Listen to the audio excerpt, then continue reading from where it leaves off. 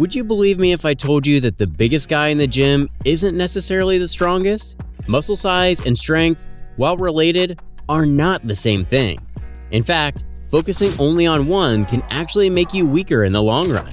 Sounds crazy, right? Well, let's break it down with science. But first, make sure to give this video a like. It'll only take 2 seconds, but it will help the channel a lot. Muscle growth, or hypertrophy, occurs when resistance training causes micro tears in muscle fibers. The body repairs these tears, making muscles bigger over time. Strength, on the other hand, comes down to neuromuscular efficiency, which is how well your nervous system can activate muscle fibers to produce force. Think of your muscles like an engine. A bigger engine has more potential power, but if the wiring is bad, it won't perform at its best. Let's dive into the fundamentals of hypertrophy and strength training. Don't worry, I'll break it down in a clear, simple way so you can easily grasp the concepts and put them to work in your training. Apply this knowledge, and I guarantee you fast-track your results like never before. Hypertrophy training focuses on increasing muscle size, but many people don't realize that getting bigger doesn't always mean getting stronger. This is because hypertrophy occurs through 2 key mechanisms: myofibrillar hypertrophy, which increases the density and size of muscle fibers, and sarcoplasmic hypertrophy, which expands the fluid and glycogen storage within muscles, making them appear larger but without necessarily improving strength in the same way. Research in the Journal of Applied Physiology confirms that hypertrophy is primarily driven by mechanical tension, muscle damage, and metabolic stress, all of which signal the body to repair and grow muscle tissue. If you've ever felt your muscles burning after a high-rep set, that's metabolic stress at work, an accumulation of lactate and other byproducts that create the ideal conditions for growth. When training for hypertrophy, the focus is on moderate to heavy weights, typically 65 to 85% of your 1-rep max, performed for 6 to 15 reps per set with short rest periods of 30 to 90 seconds. The key here is maximizing the time under tension, meaning your muscles remain engaged for a longer duration, which creates more stress and ultimately triggers growth. Studies show that slowing down the eccentric or lowering portion of a rep can significantly increase muscle activation, making it an effective strategy for those looking to build size efficiently. But here's where it gets interesting. While hypertrophy training does improve strength to an extent, it doesn't optimize the nervous system's ability to recruit motor units effectively. This is why many bodybuilders, despite having enormous muscles, may not be able to lift as much weight as a competitive powerlifter of similar body weight. Their training prioritizes muscle fatigue and volume rather than maximal force production, meaning they build big muscles but not necessarily the strongest ones. A study in the European Journal of Sports Science found that while hypertrophy training increases muscle fiber size, it does not enhance neuromuscular efficiency to the same degree as strength training. This explains why a bodybuilder focusing purely on size might struggle to deadlift 600 pounds, while a powerlifter, despite possibly having smaller-looking muscles, can lift much heavier due to superior motor unit recruitment and intermuscular coordination. So if hypertrophy is all about growing the muscle and increasing its potential, then what does strength training do differently? Why do some much smaller athletes outlift massive bodybuilders? To understand this, we need to dive into the science of neuromuscular adaptation, which is what truly separates size from raw power. Strength training is not just about muscle size, it's about maximizing force production through neuromuscular efficiency. In simple terms, your nervous system controls how well your muscles work together, and strength training teaches your brain to activate more muscle fibers simultaneously to generate higher levels of force. This is why some lifters who don't look particularly big can still move massive amounts of weight. The secret lies in their ability to efficiently recruit motor units, the nerve-muscle connections that determine how much force a muscle can produce. Studies in the Journal of Strength and Conditioning Research have demonstrated that lifting at 85% or more of your 1-rep max significantly enhances neuromuscular efficiency, meaning your body becomes better at engaging more muscle fibers with less effort. To achieve this, strength training follows a completely different set of principles than hypertrophy training.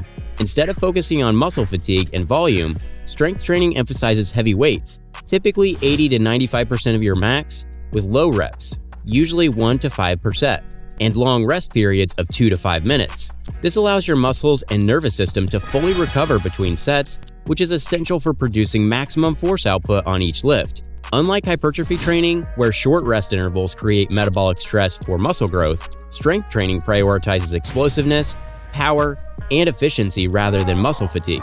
The goal is not to exhaust the muscle, but to train it to produce as much force as possible in a single effort. What makes strength training even more fascinating is how it rewires the brain's connection to the muscles. Think of it like upgrading your computer's processor.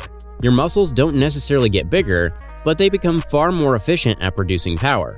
This is why Olympic lifters, gymnasts, and powerlifters, who often don't have the extreme muscle mass of bodybuilders, are some of the strongest athletes on the planet. A perfect example is gymnasts, who have incredible relative strength despite their moderate muscle size. They achieve this through constant exposure to high-resistance bodyweight movements that improve neural drive, allowing them to generate enormous force despite having a lean physique. Research in sports medicine confirms that elite-level strength is largely neurological, which explains why experienced lifters can continue to gain strength without necessarily increasing muscle mass. Their body becomes more efficient at using the muscle they already have. This also explains why strength athletes often focus on compound lifts like squats, deadlifts, and presses, which require the coordination of multiple muscle groups. These exercises demand high levels of intra- and intermuscular coordination, meaning different muscles must work together seamlessly to produce force. Unlike hypertrophy training, where isolation exercises can effectively target and fatigue a single muscle, strength training relies on full-body coordination, making it a far more skill-dependent process. So now that we know how strength training optimizes neuromuscular efficiency, what role does genetics play in determining how strong someone can be? Why do some people, despite being the same size, lift drastically different amounts of weight?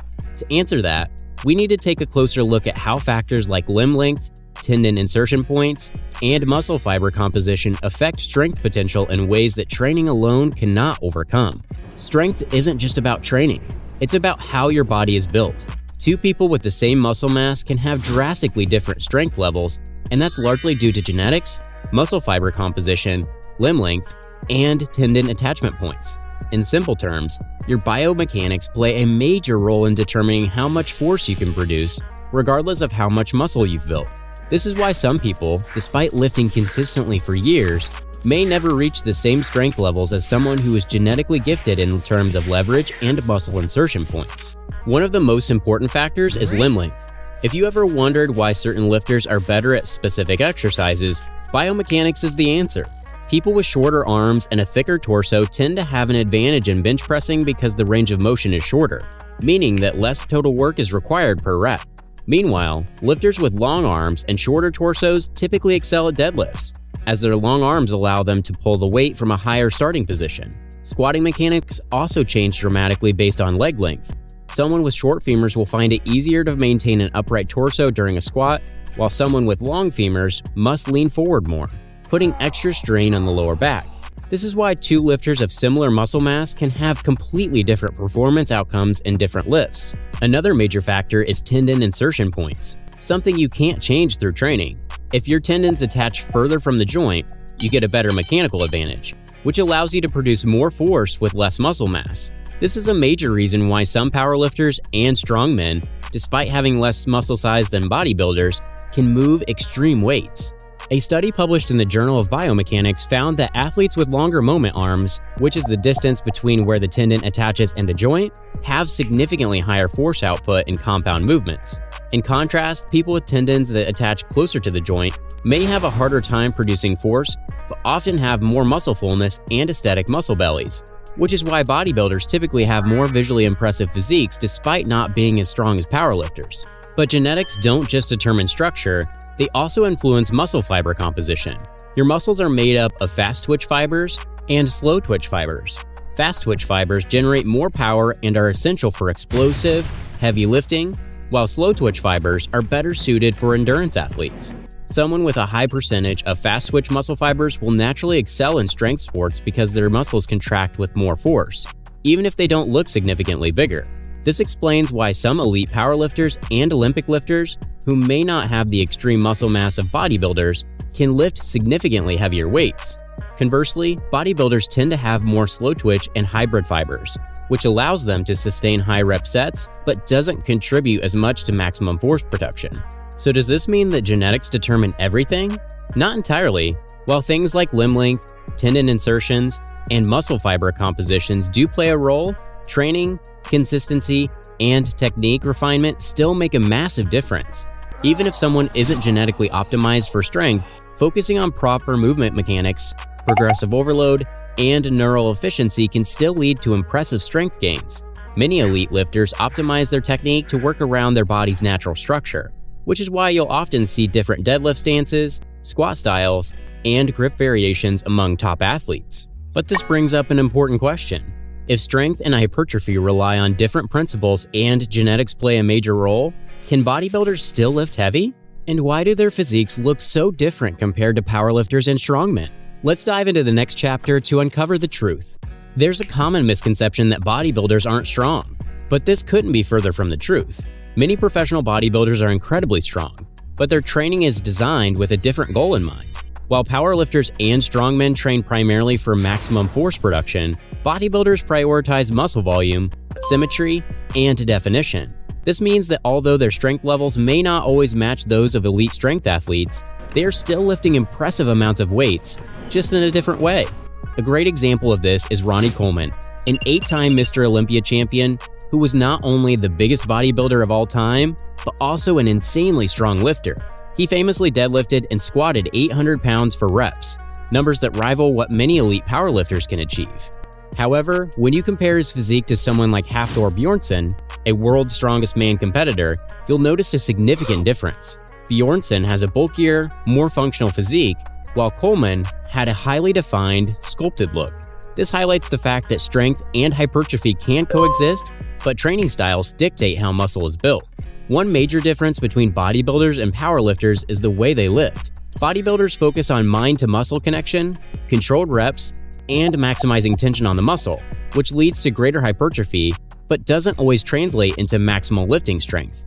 Powerlifters, on the other hand, use explosive movements, leverage optimization, and bracing techniques to move the heaviest weight possible. This is why a powerlifter may outlift a bodybuilder in a 1-rep max test, but the bodybuilder would likely outperform them in high-rep endurance and muscle fatigue resistance. Another key factor is body composition. Powerlifters and strongmen often carry higher levels of body fat because excess mass contributes to greater leverage and stability when lifting heavy. Bodybuilders, on the other hand, maintain low body fat levels to enhance muscle definition, which can sometimes reduce absolute strength due to the lack of extra mass for leverage. This is why top bodybuilders might not always have the same raw strength as powerlifters, despite having larger muscles. So, does this mean that the bodybuilder should ignore strength training? Absolutely not. Many successful bodybuilders incorporate heavy, low-rep training phases into their routines to build a strong foundation. This is known as power building, a hybrid approach that blends elements of both strength and hypertrophy training to maximize size and strength simultaneously. Many bodybuilders spend part of their off-season lifting heavier weights to increase their neuromuscular efficiency, allowing them to lift heavier even when shifting back to high-volume hypertrophy training. The key takeaway here is that while bigger muscles are generally correlated with strength, training style and neuromuscular efficiency ultimately determine performance. A strong bodybuilder will still be impressive in the gym, but they won't always match the efficiency of an elite powerlifter in a 1-rep max scenario. Likewise, a powerlifter might be incredibly strong, but may not have the same aesthetic muscle definition that bodybuilders achieve. Each discipline has a different goal and different adaptations, which is why you see distinct differences in their physiques and performance. Now that we understand the relationship between muscle size, strength, and training style, let's break it down into actionable takeaways. If you want to build both size and strength, how should you structure your training? And which approach should you prioritize based on your personal fitness goals?